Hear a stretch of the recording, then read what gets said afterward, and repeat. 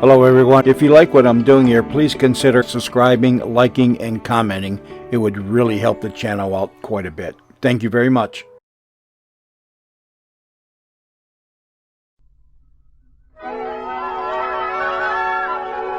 We present My Favorite Husband, a new series based on Isabel Scott Rorick's gay, sophisticated Mr. and Mrs. Cougat, starring Lucille Ball with Richard Denning.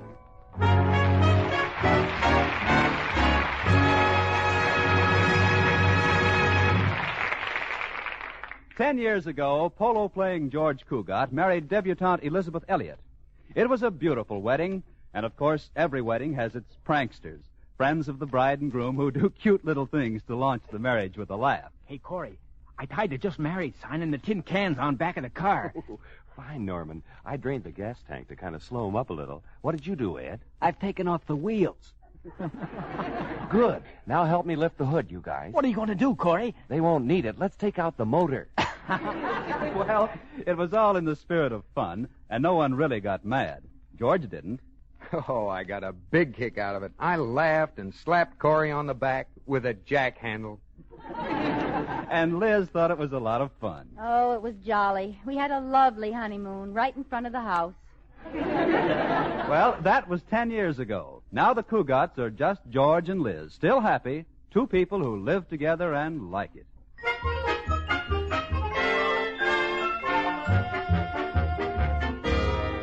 There's the suburban home of the Cougats, that big brick one with the two chimneys silhouetted against the afternoon sky. Wonder what's going on inside. Don't see George around anywhere. Oh, he's probably still at the bank. But Liz is home. There she is in the kitchen with Katie, the maid.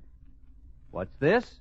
Liz Cougat wearing an apron and cooking. Careful taking it out of the oven, Katie. Oh, I'm being careful, Mrs. Cougat. Oh, I'm so proud, Katie. It's a beautiful cake, and I made it all by myself. Oh, it is beautiful, Mrs. Cougat. But look at the lump in the middle. Yes. Katie, you don't suppose... What, Mrs. Cougat? I haven't seen the cat for the past hour. It couldn't be the cat, ma'am. It doesn't have a tail. Maybe the shortening wasn't short enough. Well, the lump seems to be going down. I think it's settling. Katie, I think we had a blowout. Oh, it just dropped a little. Nothing a new cake won't fix. Oh, Katie, now what am I going to contribute to the charity bazaar tonight? Look at that cake. Well, maybe you can make it into something useful, ma'am, like a lampshade. Oh, dear, not only my cake is a failure, but my fudge, too. Have you ever seen such fudge, Katie? Oh, too bad we didn't know how it was going to turn out. We could have patched that crack in the driveway. Well, when I go to the bazaar tonight, I'm determined to take something I made all by myself. Now, what can I make that's sure to turn out all right? I know. What, Mrs. Cougat? I'll buy something at the store. You always go to so much trouble for these charity bazaars, Mrs. Cougat. What do they do with the money they take in? Well, the money from this particular bazaar is going to the old folks' home. Oh, the old folks' home. Well, that's nice. What are you going to buy them? Well, we've been talking about a dance floor. But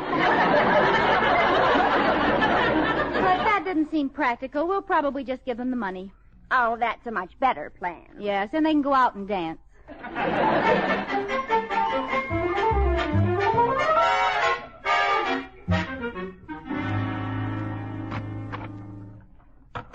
Hello, George. Liz, what are you doing down here at the bank? Oh, George, something terrible has happened. Oh, now take it easy, darling. Here, sit down. Now, what's the trouble? My cake dropped. Oh, is anyone killed?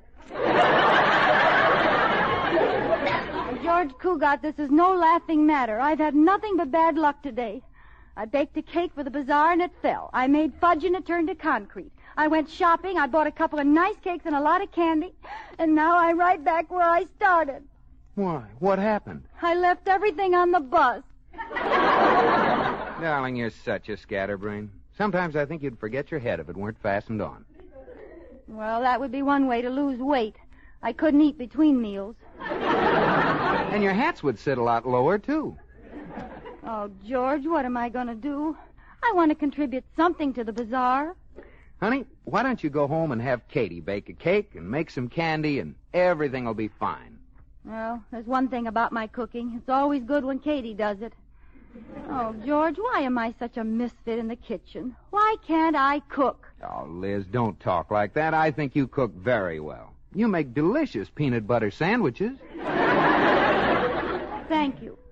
And I'm pretty good at slicing watermelon, too.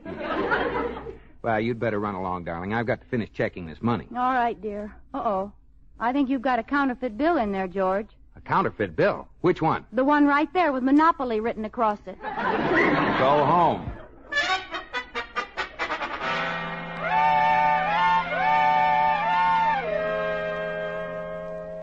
How many cakes shall I bake, Mrs. Cougat? 2 cakes, Katie, and a couple of pounds of candy. All right, ma'am, but we could have saved a lot of time if I'd done it in the first place. I know. I just wanted to try my hand. Well, it seems to me, Mrs. Cougat, that every time you try your hand, you put your foot in it. Hello? Hello? Liz? Yes, this is she. This is Mrs. Medwick, dear. Oh. Chairwoman of the bazaar. Oh, yes, Mrs. Medwick. But I'm just calling to ask a great favor of you. I need a girl to run a booth for me tonight. Run a booth? Oh, Mrs. Medwick, I'd be more than happy to run a booth for you. I haven't had much success with my baking or candy making today, and if you'd put me in charge of a booth, I'd feel I was doing my part. Splendid, dear. We'll have plenty of cakes and oodles of candy anyway. And this particular booth requires a special product. Which booth will I be in? The kissing booth. Oh. You'll sell them for 50 cents each. Oh, well, I don't know, Mrs. Medwick. I'm terrific in the house, but I haven't had much experience outside. Now, Liz, you said you wanted to help, and we do need you. It won't be a bit difficult. Oh, we'll be more than pleased if you take in, say, $200. $200? That's 400 kisses. Now, Liz, think of the old folks. 400 kisses, and I'll be one of the old folks. Anything for charity, Liz. Oh, and now maybe you can recommend a good man for the booth. A man for the booth? Yes, we decided to have a man in the kissing booth, too. For us girls, you know. Oh, yes. Well, Corey Cartwright, he's the one for that job. He's a bachelor, and I read in the paper he's very good at kissing. In the paper about Corey? Mm-hmm. Really? A scandal of some kind, dear? No, he took a half-page ad. You can probably reach him through my husband. George will know where he is. Thank you, Liz, dear. I'll call George right away. Goodbye. Goodbye, Mrs. Medwick.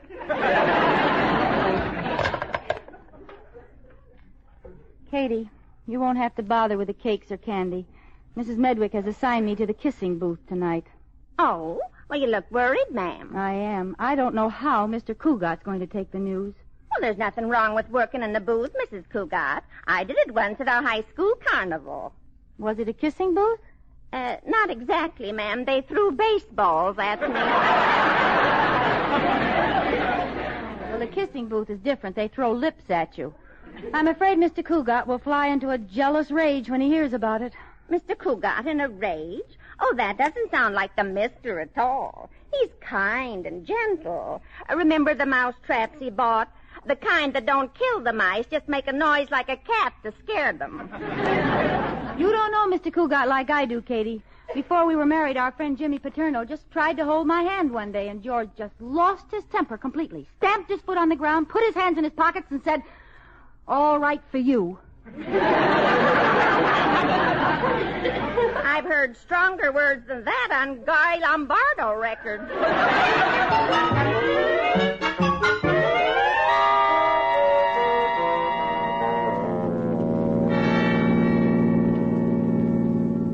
Come on, George. What's up? You've had a smug sneer on your face ever since I picked you up at the bank. Well, Corey, I've been waiting to tell you about the charity bazaar tonight. Mrs. Medwick called me this afternoon, and I'm going to be in the kissing booth. You're going to be in the kissing booth. Yes.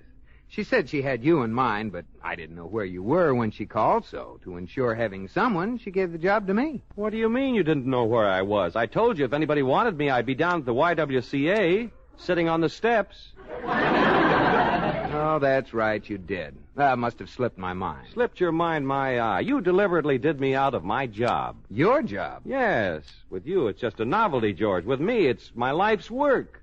Corey, you may be pretty good at kissing, but face the facts. Sometimes the carpenter can do the electrician's work. Don't be ridiculous, George. You don't have anywhere near the voltage in your buzzer that I have.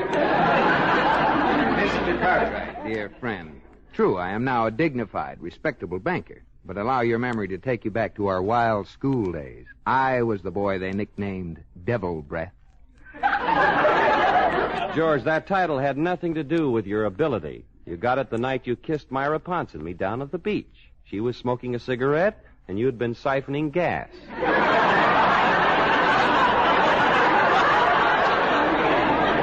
Yeah, I can still hear Myra saying, "Do it again," as we rode away in the ambulance.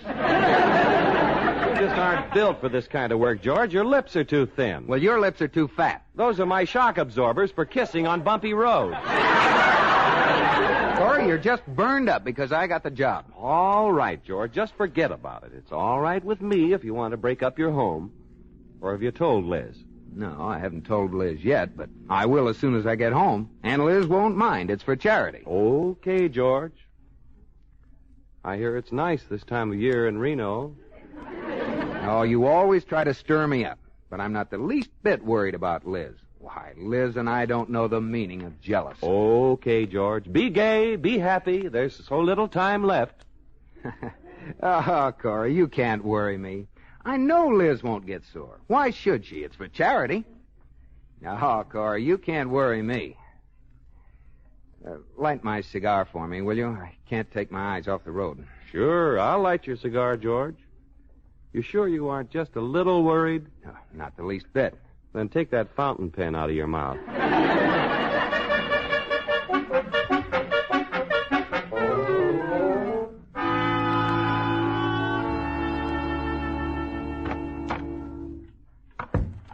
Oh, waiting for me, honey? Yes, George, there's something I want to talk to you about. Sit down. All right, dear.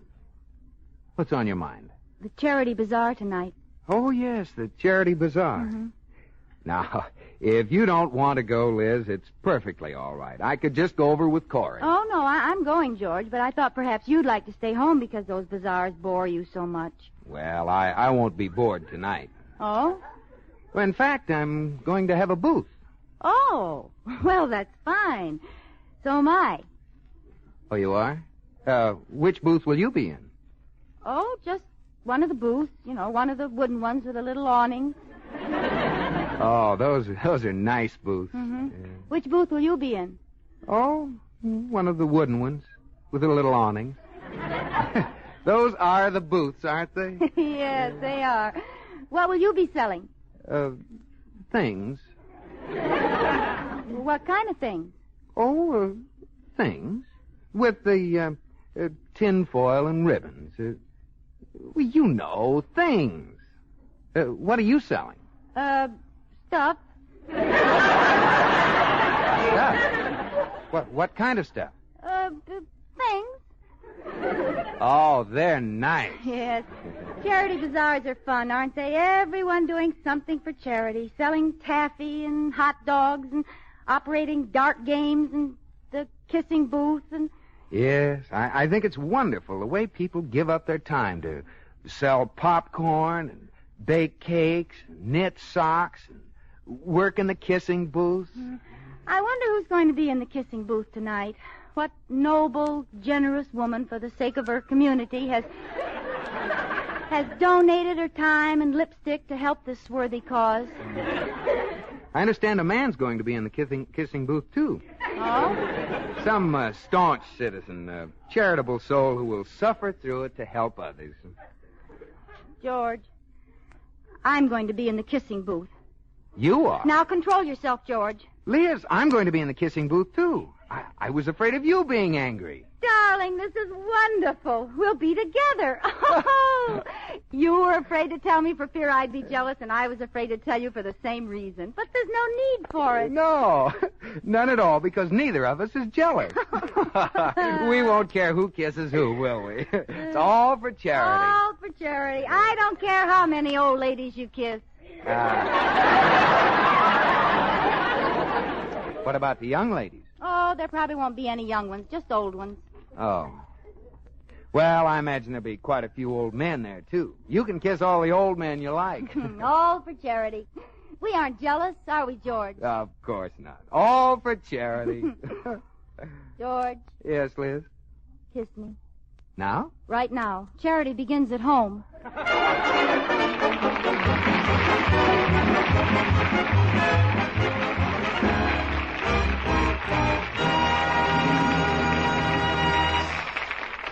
You are listening to My Favorite Husband, starring Lucille Ball with Richard Denning.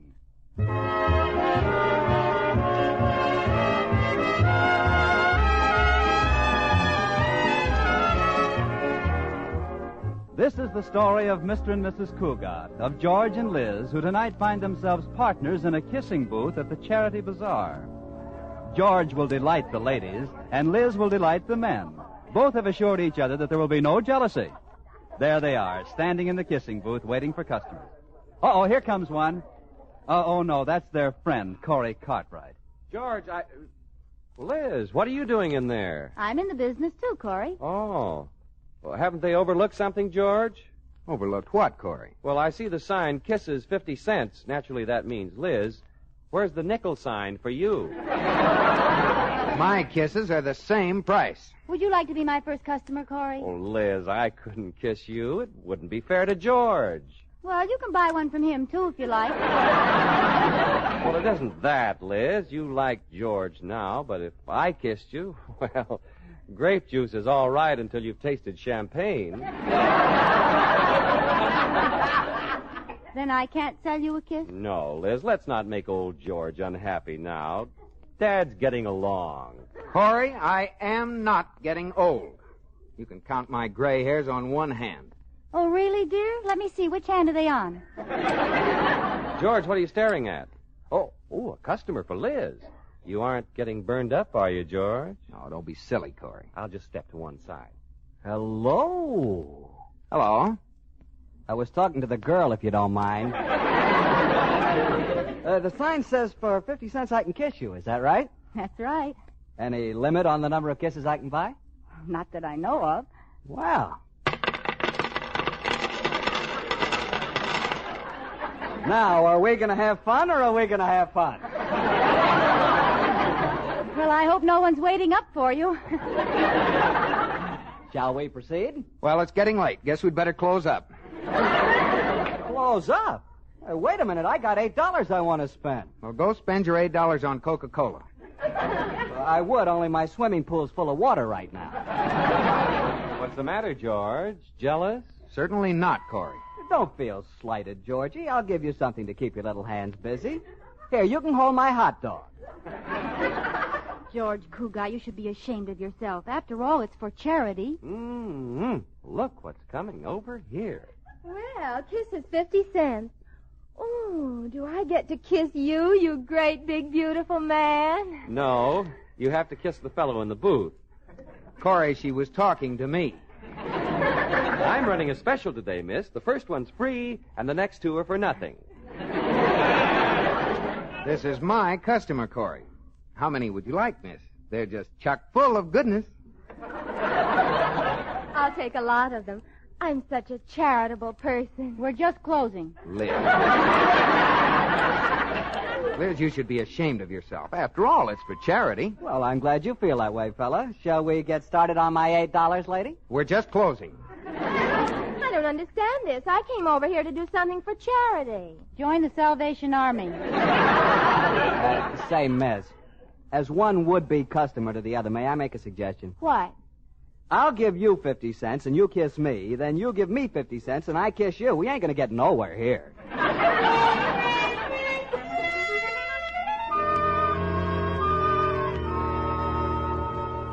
Well, it's been 2 hours, and I see the kissing booth is still going strong. How much have you taken in, Liz? Not a dime. Every time a man comes up, George interferes. He got violent with the last one. Violent? Liz, what do you mean violent? I accidentally knocked his ice cream cone out of his hand. Right into his face. How much money have you taken in, George? Nothing. Every time a woman comes up, Liz asks me if my upper plate's staying in all right. Oh, are you still having trouble with that? Corey, you know I don't wear one. Oh, of course. It's the lower, of course. I'm only kidding, but I do bear tidings from Mrs. Medwick. You being a banker, she wants you to come over and help her tally some receipts. But I can't leave Liz. I mean, the booth. The booth needs me. Come along, George. The booth could lose just as much money without you. Well, all right. I'll be right back, Liz. All right, George. Hello there.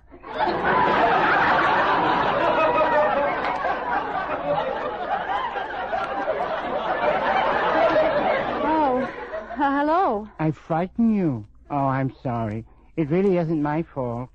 This is the only face I've got. Well, there's nothing wrong with your face. No, I have nice features. They're just thrown together hideously. I don't believe I've ever met you before. Oh, my name's Leonard Estabrook. Oh, are you any relation to Helen Estabrook? Well, I'm her husband. Why are you whispering? We were married secretly, and she doesn't want anyone to know yet. How long have you been married? 27 years. I've been circling you all evening trying to get up courage to come over and talk to you. I circle everybody. And you know what? What? I get awfully dizzy. Well, then, why do you circle people? I like to get dizzy. I don't drink. Getting dizzy is my only vice. Do you have any vices? I eat crackers in bed. That's a strange way to get dizzy. Are you really selling kisses for 50 cents? Well, that's the general idea. If I gave you 50 cents, would you kiss me? Well, yes.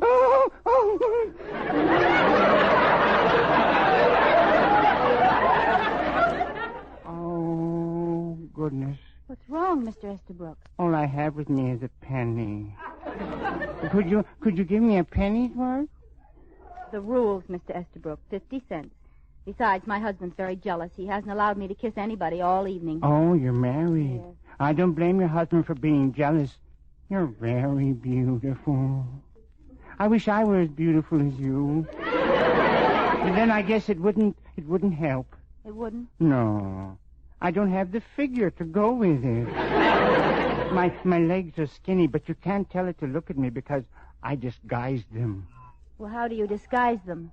I wear trousers. Well, if you won't give me a kiss for a penny, I guess I'll just have to scrape up the difference.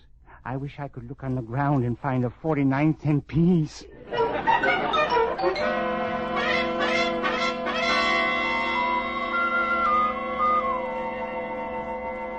I'm back, Liz. How was business while I was gone? Take a look in the cash drawer. The cash drawer? Mm-hmm. 1, 2, 3, 5. Liz, $5. Mm-hmm. I'd have made more, only 2 of them were twins, and they sneaked one in on me. They all kissed you on the cheek, of course. I don't know. I had my eyes closed. George, old boy, Corey Cartwright comes with joyous news. Oh, what could be good news? Well, after you left, I had a little talk with Mrs. Medwick, and it's all fixed up. Oh, you mean Liz and I can leave? Nearly correct, old boy. You can leave. You've been transferred to the saltwater taffy booth. Yeah, but what about Liz? Oh, I'll be all right, George. You go ahead and sell the saltwater taffy. You look kind of pale. The sea air will be good for you.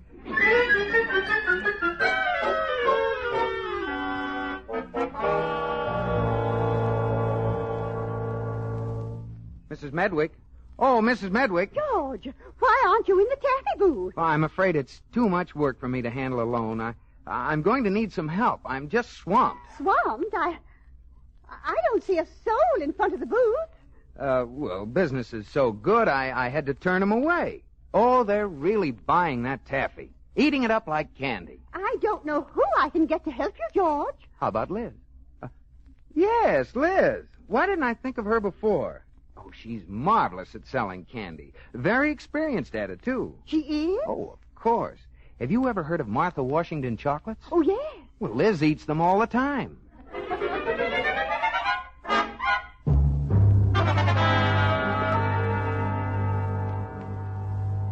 Taffy. Get your saltwater taffy. Nice, sticky, gooey, lumpy, saltwater taffy. Hello, George. Well, Liz, what are you doing here? Mrs. Medwick told me to come over. Said you were rushed and needed help. Oh, indeed I do. Well, where are all the customers? Oh, they're around. Oh, here comes one now. Hello. Oh, hello, Mr. Estabrook. I have 26 cents now. I found a quarter You did? Where? in an old pair of pants on an old man. Well, now you're only short 24 cents. Yes, and I'm going to get it. Don't leave till I get back. Where are you going? Chicago. I know a man there who has 24 cents. You wait for me. So that's Helen Estabrook's husband. They say he isn't quite all there. Oh, he's all there, George. There's just something wrong with what's there. Well, Liz, here we are together in a booth again. Only this time it's a candy booth. Yes. Fate certainly does work in wondrous ways. Yes, fate certainly does. Of course, your little talk with Mrs. Medwick helped some. Oh, how'd you know? I went over to ask for the same thing, and you'd just left. You were going to ask to come over here with me? Yes. I love you, George. Wherever you go, I want to go, too. You know, Liz, there's not too much difference between this candy booth and the kissing booth. No. I guess it's all in the way you use it.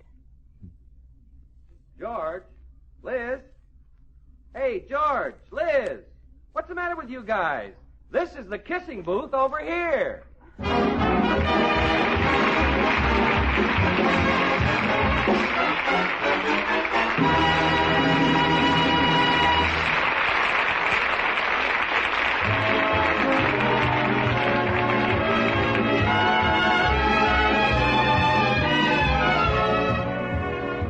George, Yes, Liz. are you asleep, Tutti Frutti? Tutti Frutti. When did you give me that name? Just now. Don't you think it's cute? Beautiful. I'll have my business cards reprinted tomorrow. Tutti Frutti Cougat, the sweetest banker in town. I'm glad you like my little pet names, George.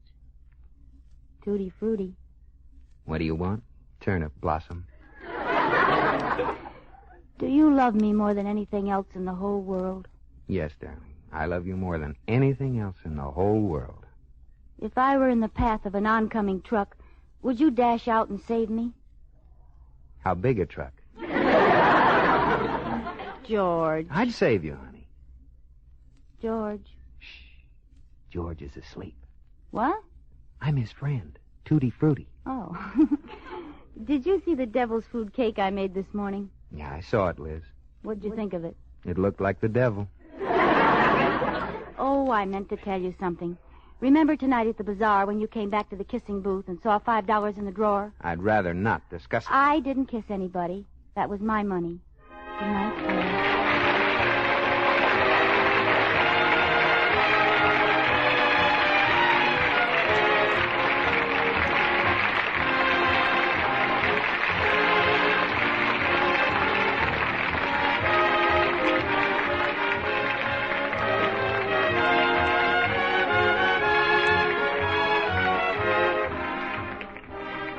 My Favorite Husband has been presented through the worldwide facilities of the United States Armed Forces Radio and Television Service.